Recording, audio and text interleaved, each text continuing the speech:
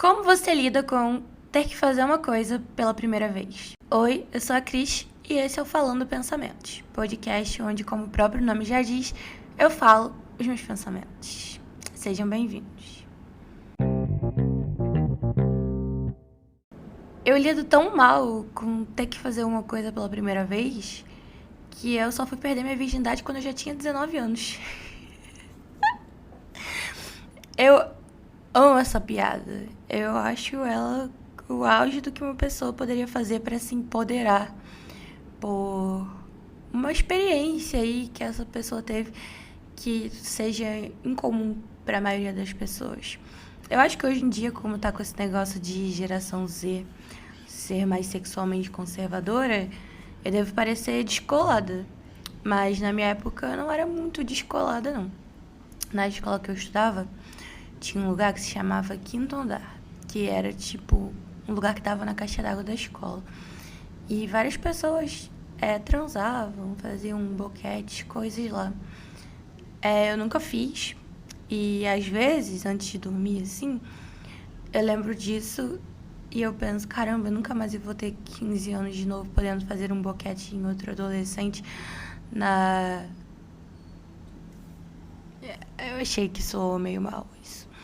Mas eu também seria adolescente, né? Claro. Na escola, na escada lá de incêndio da minha escola. Outra coisa também que eu penso muito antes de dormir é uma coisa pré-primeira vez que... Bem, teve uma vez que eu nunca tinha tomado gin tônica. Vocês sabiam que, tecnicamente, a popularização da gin tônica no Brasil se deu por conta da Ambev? E aí vocês podem falar, mas a Ambev nem vende gin. Não sei se vende mais, estou desatualizada, mas... a Ambev não vende gin, mas sabe o que a Ambev vende? Tônica. E aí, um tempo, a Ambev não tinha saída da tônica, ficou tipo, caralho, a gente produz um monte de tônica, ninguém compra essa tônica, eles fazem com essa tônica, aí foram fazer as pesquisas lá, né? E aí, como é que eles podem vender tônica? Gin tônica. E aí, simplesmente, eles botaram um super marketing, principalmente universitário e tal, pra começar a beber gin tônica. E aí, simplesmente, emplacaram a gin tônica e agora eles vendem muita tônica. Então, você aí que você tá bebendo gin tônica achando que você está sendo pioneiro, que você é dono das suas próprias atitudes, às vezes não, viu? Às vezes você está apenas sendo massa de manobra para empresas venderem água tônica. Coisa que até então só era consumida por mães quando elas queriam arrotar e idosos.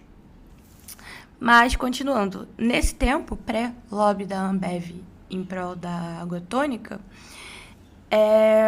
eu nunca tinha bebido gin tônica, mas eu conhecia pessoas, no geral, ali acima dos 35 anos, que eu achava o auge de ser quase velho, que bebiam, então eu achava um drink de divorciada. Mas estava começando a hypar, sei lá, na Europa, e eu achava meio chique. E aí, onde eu fui viajar, eu queria tirar uma foto com uma taça, porque a gente precisa combinar, né? Que fotos com taças a gente associa muito a imprimir uma coisa chique.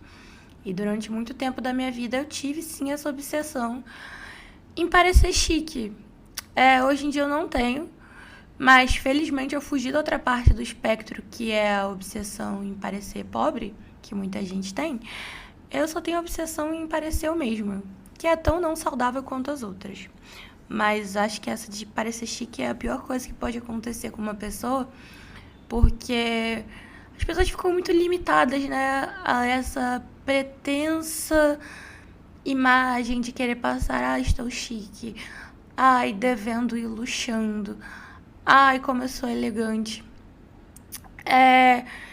Cara, seja você mesmo, assim, hoje em dia eu acho que a coisa mais elegante que pode acontecer é uma pessoa ser ela mesma. Mas se ser você mesma você for um pouco péssimo, fique uma pessoa legal antes, mas essa coisa de tentar simular uma elegância já me pegou muito.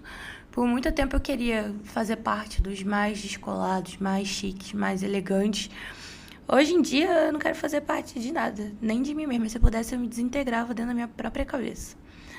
E aí eu estava nessa situação onde eu queria tirar uma foto, parecendo chique, Então, o que eu fiz? Eu peguei uma taça, enchi de água, e assim, o que água tem em comum com a gin tônica? Se a gente for muito profundamente ali no conceito, ambas são transparentes, né? Só que na gin tônica tem gelo, limão. Só que eu não sou uma pessoa que se apega muito a detalhe, pequeneza. Então, pra mim, uma água e uma gin tônica, elas eram basicamente a mesma coisa. E tem uma outra parada minha também, que eu acho que virtualmente, eu desde muito nova fui exposta a pessoas muito mais velhas. Então, existiu essa época onde eu ficava na internet e eu só lidava com adolescente, mas logo quando eu fiz, sei lá, uns 17 anos, eu comecei a seguir gente de 30 anos. E eu achava eles muito inteligentes, muito descolados, muita coisa. Eu queria ser igual a eles, eu não queria mais ser igual aos adolescentes descolados. Só que, assim, eles tinham uma coisa que eu não tinha, né? Que é, tipo, 10 anos a mais. E várias coisas que eu achava eles inteligentes, descolados, não sei o quê, eram coisas que eu também viria aprender nesses 10 anos, que agora se passaram. E que eu não sabia naquela época. Então, minha grande meta era parecer tão legal quanto aquelas pessoas. Que também é uma coisa que eu já fiz muito na minha vida. Que é querer parecer tão legal quanto tais pessoas. Hoje em dia eu não tô nem aí se eu pareço legal, chato, ou isso ou aquilo. Mas por muito tempo eu já quis parecer legal e descolada. E aí, tendo essa abstração aí das pequenas diferenças entre uma gin tônica e uma água, eu enchi a taça de água e tirei uma foto. E postei falando, bebendo minha gin tônica. E eu confesso que me levou alguns anos até eu finalmente conceber que qualquer pessoa que já tivesse visto uma gin tônica na vida e que tivesse visto aquela taça, ela ia saber que era uma taça de água. Tipo assim, não era nenhuma taça de água com gás, sabe? Era de uma água mineral natural, pelo menos estava gelada. E aí isso tem assim uns 7 anos, mas simplesmente várias vezes, sabe o Império Romano das pessoas? Acho que isso é um pouco meu Império Romano, porque vários dias antes de dormir eu lembro e penso, caraca, eu postei uma foto com uma taça de água falando que era uma gin tônica. E literalmente todo mundo que eu queria impressionar sabia que não era uma gin tônica. Mas assim, sinceramente, eu já fiz coisas muito mais humilhantes na vida. Mas essa me pegou muito nesse lugar de eu querer imprimir uma coisa completamente diferente. Outros casos onde isso aconteceu é quando eu queria também parecer chique e eu não sabia que quando falam risoto ao fungo, não sei o que, geralmente estão se referindo a, tipo, fungo sec, que é aquele mais pretinho e tal, às vezes um shiitake, uma coisa. E aí eu simplesmente fazia um macarrão, colocava champignon em conserva e eu falava assim, estou comendo um macarrão ao fungo. E eu sabia que várias pessoas iam olhar e falar, isso aí não é não, você não está comendo macarrão ao fungo não. E a terceira coisa, que foi a que eu usei para nomear esse efeito, foi pastrame. Porque lá onde eu morava em São João, fica bem perto de um lugar chamado Pavuna, que fica bem perto da Avenida Brasil, que é onde eles roubam muito caminhão de coisa. E aí lá na Pavuna tem a feirinha da Pavuna e eles vendem muitas coisas. Entre elas uma infinidade de embutidos por preços módicos. Então eu cresci minha vida toda comendo essas coisas da feirinha da Pavuna. E assim, elas ficavam armazenadas sem nenhuma refrigeração nem nada, mas assim, eu comia peito de peru soltíssimo, que no mercado era R$16, e lá era tipo 3 por 10. E um belo dia, dentre essas coisas que se vendia lá, teve pastrame, que era uma coisa que até então eu nunca tinha ouvido falar em toda a minha vida, mas eu sabia que era chique, isso era uma coisa que eu nunca tinha ouvido falar.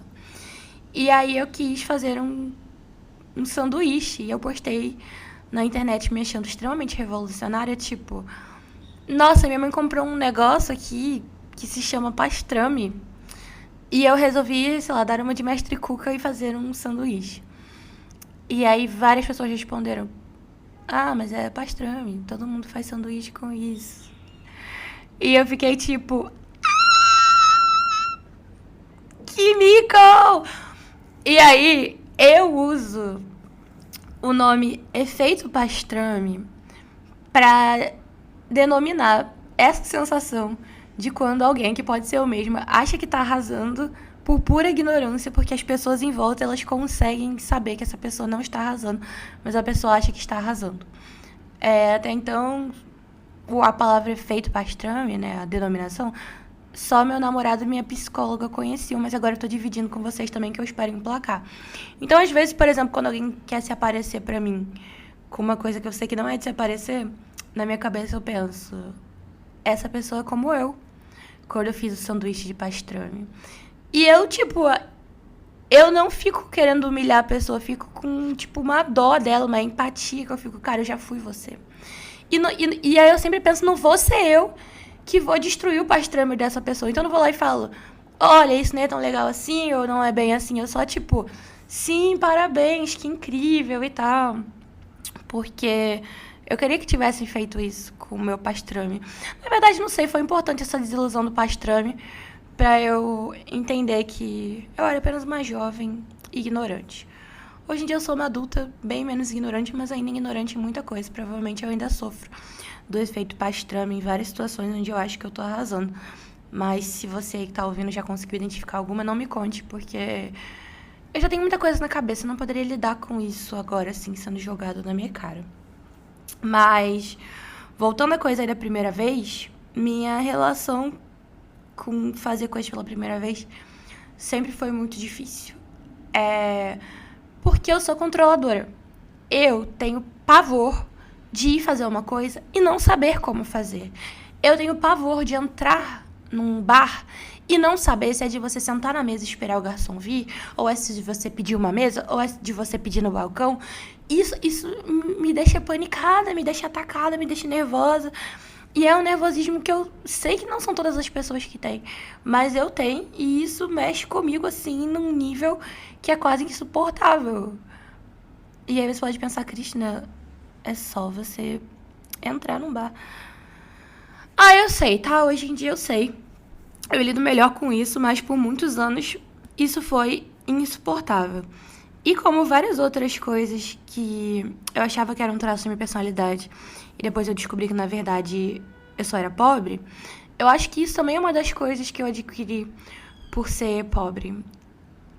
Gente, eu acho, assim, que várias pessoas foram ou são pobres e não ficaram traumatizadas, mas eu fiquei bem traumatizada, do tipo, eu tenho uma lista enorme de coisas pra falar que desgraçaram minha cabeça por ter sido pobre e depois ganhado algum dinheiro.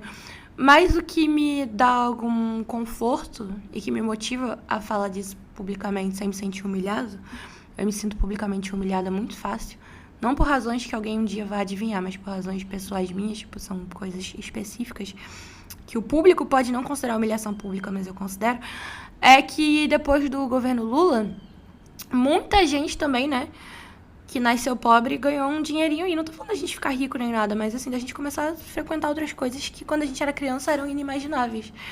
Então eu meio que espero que existam pessoas mundo afora. Não, mundo não, porque é uma coisa só brasileira. Brasil afora, que se identifiquem um pouco com o que eu sinto, com o que me angustia, com o que eu penso.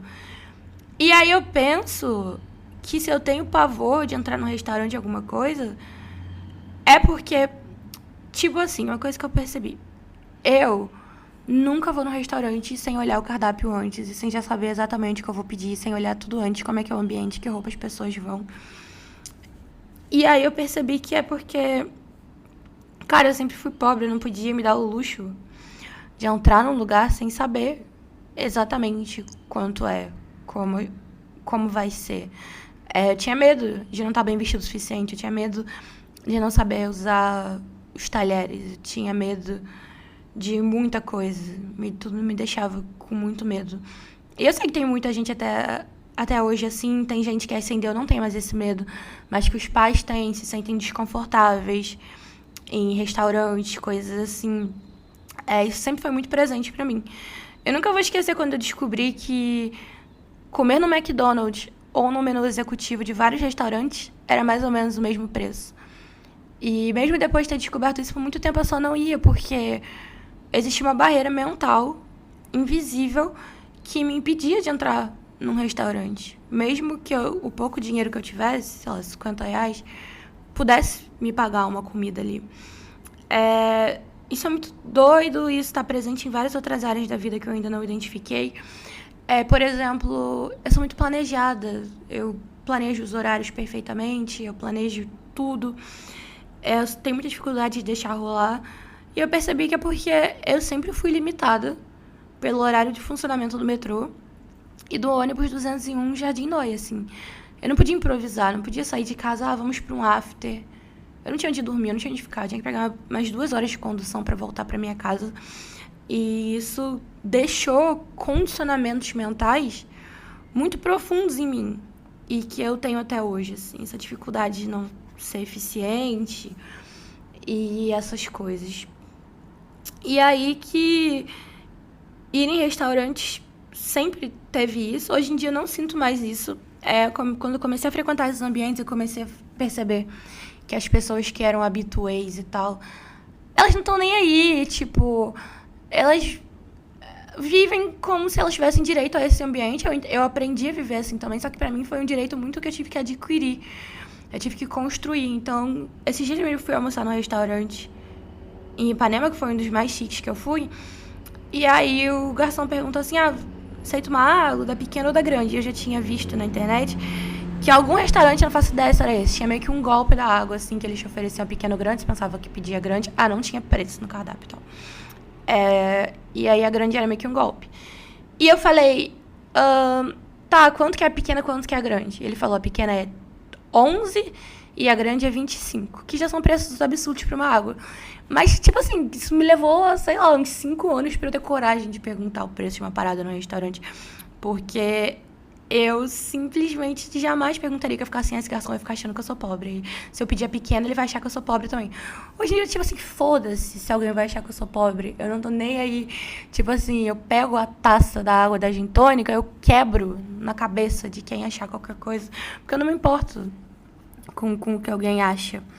Mas isso me fez ter essa grande dificuldade com primeiras vezes. Então, eu acho que, pessoalmente, pra mim, passa muito por esse lugar de ser controladora, de querer saber como fazer tudo. E também pelo lugar de nunca poder ter me dado ao luxo, porque sim, é um luxo, de não saber como as coisas vão ser. Tipo, você precisa de dinheiro pra poder improvisar. E sei lá, deve ter várias pessoas que são pobres e improvisam, não sei o quê. Mas, tipo, eu não fui essa. Eu fui a pessoa pobre responsável, a pessoa pobre controlada. E até hoje eu sou assim. E sei lá, às vezes, todo mundo que já me conhece há muito tempo já sabe que eu sou assim. Quem vê na internet acho que não acha muito que eu sou assim, que eu pareço mais descontraída, que eu sou, tipo, extrovertida, divertida. Mas eu não sou descontraída. Eu sou muito tensa, eu sou uma pessoa tensíssima. E aos 19 anos, eu perdi minha virgindade. Foi assim, com 18 anos eu percebi que eu nunca tinha tido dates. E eu resolvi, gente, eu vou ter dates. Tem várias questões, naquela questão ali que eu já falei de ter sido considerada feia na segunda infância e tal. Isso sempre mexeu muito com a minha autoestima. Mas na minha adolescência, eu ia pra festas, baladas e tal. E eu beijava muita gente. Eu era essa pessoa assim que beijava 10 pessoas por noite. Mas eu não trocava o telefone, eu tinha medo de falar com as pessoas e tal. E aí, aos 18 anos, eu percebi que, tipo, cara, não, preciso ter dates. Só que eu não sei qual é a minha personalidade de date. Então, eu achei o Tinder. E eu marcava vários dates seguidos. E cada dia eu tentava decidir como eu ia ser. Tipo, hoje eu vou ser misteriosa e taciturna. Hoje eu vou ser extrovertida e encantadora. E eu ficava testando personalidades. Cara, às vezes eu acho assim, eu acho que eu era muito maluca, assim, sei lá. Eu sou muito analítica, eu construo uma linha de raciocínio para as coisas. Acho que isso vem também da coisa do cérebro de engenheiro. Pra mim é extremamente natural pensar, se eu não sei qual é a minha personalidade, eu vou testar várias até eu saber qual é, assim. E aí uma pessoa pode falar, cara, mas personalidade é uma coisa natural, não sei o quê. Nada é natural. Tudo é construído, então construamos coisas pelos nossos próprios meios. E meus meios são um pouco assim. E aí eu baixei o Tinder e fiquei tendo vários encontros, até que eu conheci um cara, que ele era, tipo, tudo que eu sempre tinha sonhado daquela idade. Ele tinha 25 anos, era cineasta, jornalista, escritor e roteirista, tocava piano, violino, falava não sei quantas línguas. Era tipo assim, eu cresci lendo fanfic do McFly. Eu queria um homem artístico. E aí, no segundo encontro, eu falei pra ele que eu era virgem. No terceiro encontro, eu fui perder minha virgindade. Que foi definitivamente uma experiência. Coisas que eu queria que as pessoas tivessem me contado. Como tem fluidos envolvidos, eu imaginava uma coisa muito mais seca até então. E aí que ele tinha ejaculação precoce, eu só fui saber muito tempo depois, porque até então eu não tinha familiaridade ali, né, com pintos. E aí ele fez plec, plec, plec. E ele falou, entrou, e eu fiquei tipo, sei lá, gente, eu não tinha como saber, né, porque eu nunca tinha feito antes. E aí ele gozou e eu fiquei, foi isso? Ele falou, foi. Eu fiquei, gente, era isso? Sexo? Que coisa, se eu soubesse. Né, cara, uma questão assim tinha feito antes. Mas é porque quando, eu sabia assim que quando eu queria transar, eu tinha que saber. Eu tinha que, ter meu prazer, não sei o que lá. E nem tive, né, então nem adiantou nada. E aí que são várias as primeiras vezes que eu vejo, que eu adio, que eu... Sei lá, me chamaram pra jogar RPG outro dia. E eu não queria jogar. E essa é a razão pela qual também eu não sei nenhum jogo de baralho, de tabuleiro. Porque sempre quando você tá no lugar, as pessoas já sabem jogar. E eu tenho pavor de ser a pessoa que não sabe. Tipo, eu tenho muito medo de aprender em público. E ao mesmo tempo que eu tenho muito medo disso, eu tenho muito medo do efeito pastrame. Ou da gin tônica no copo d'água. Então, meu conselho pra você é: não poste fotos na internet afirmando coisas que você não tem certeza. Experimente um bom sanduíche de pastrame. Invente personalidades e saia com pessoas, mas de maneira não psicopática. E transe com mais de uma pessoa na sua vida, para o caso de ela ter ejaculação precoce, você consiga, por comparação, saber. Porque do contrário, você não vai ter como saber. Até a próxima.